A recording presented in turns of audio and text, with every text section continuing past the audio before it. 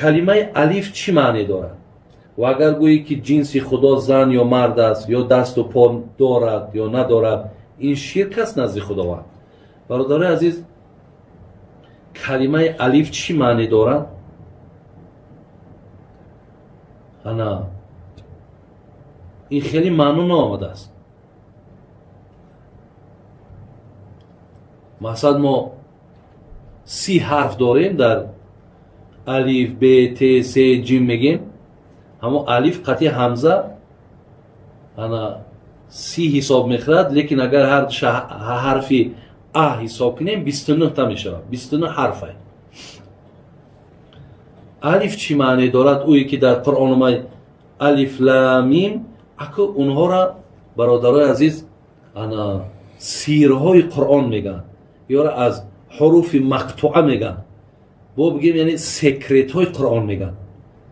ولی مفسرها هر چی معنا کردن، ممکن الف انا آداب میگن، الف عبادت هم میگن، الف الفت هم میگن، لیکن آنچه را که الله میداند همینها با خدا رحمتشون کنن مفسرها را میگن که خدای مهربان داناست.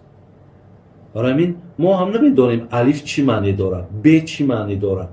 این فقط یک الفبای. چون در الفبای خودمان ا داریم، ب داریم، مثال و داریم، س داریم، اکی رو معنا نمیکنه. این فقط برای آموزش است، برای مثال بگیم که پیوست کردن کلمه ها استفاده میشن، تا یاد گرفتن خواندن میشن. این خیلی اینها رو معنا نمیکنه. خدا رحمت کنه عزیزای خدا را میگفت 29 حرف سیاه پوشی سیاه دل جمع شد، از دل تاریکی آنها نور ایمان یافتند.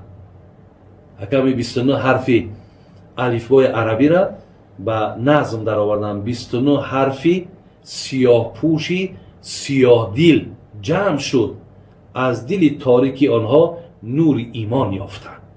چقدر یک معنای بلندی داره برادر است. معنا یعنی همه حرفای همین سیاه پوش یا سیاه دل معناش همیه که از دل تاریک اینها نور ایمان یافتند.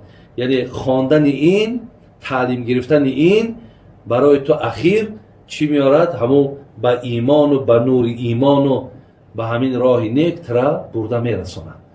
ولی خداوند برادر عزیز اینجا در گفته است که زن بگیم یا مرد بگیم، یا اینکه مقصد انا خداوند بگیم دست داره، پا داره، آیا اینها مقصد انا آیا اجازت ها یا نه؟ اجازت نیست برادرای عزیز، هیچ وقت اجازت نیست.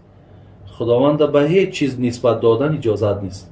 حتی بینین آیت قرآن داریم، من سوره شو بینم، در سوره شورا آیت 11 خداوند میگه لیس کمثله شیء و هو السمیع البصیر.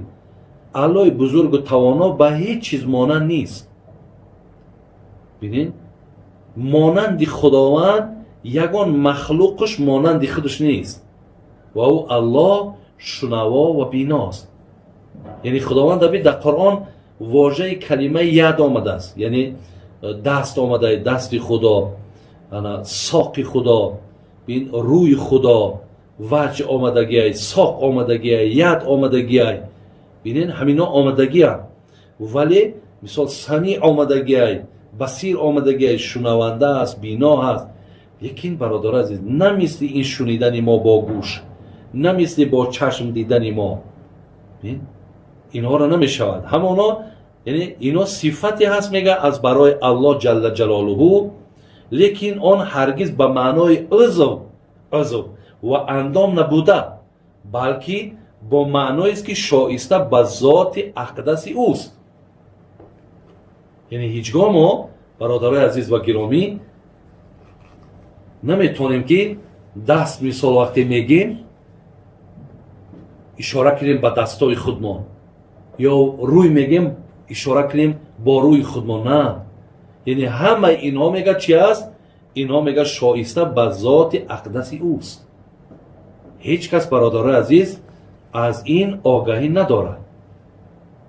برای همین بسیاری از این گروه های بودن مثل گروه های مشبهه و مجسمه و که حتی اینها برادر عزیز الله مهربان چخیلی که امروز کلمه الرحمن علی العرش استوا، کلمه استوا را یعنی خداوند اینها همین گروه های مجسمه که خداوند همچون جسم قایلن، یعنی مقصد چون چی های؟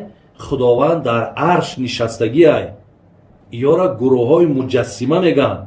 اینا بسیار گروه های خطرناک هم برادر عزیز. او آدمی که خداوند همچون جسم قایل باشه و مسلمان نیست، که اینها حتی میگن خداوند در عرش قرینه، در عرش قرارگیری به معنای در عرش نشست. این بسیار یک سخن وزنی نه. وقتی که اگر خداوند در عرش نشستگی باشد، ما حدیثی را خواندیم که حضرت سعد ابن معاذ وقتی از دنیا گذشت، پیامبر گفت عرش خدا لرزید، عرش خدا جنبید. مراد از عرش مخلوق و عرش. خداوند نیازی به مخلوقش نداره. مادام اگر در عرش نشستگی باشد، وقتی عرش که جنبید خدا همه جنبه نعوذ بالله. آیا این یگان عیب نقصان بعد در راست خدا نمیشود که خداوند در بالای عرش بود و عرش جنبید؟ نه برادر عزیز، این اعتقادها را قبول نکنید.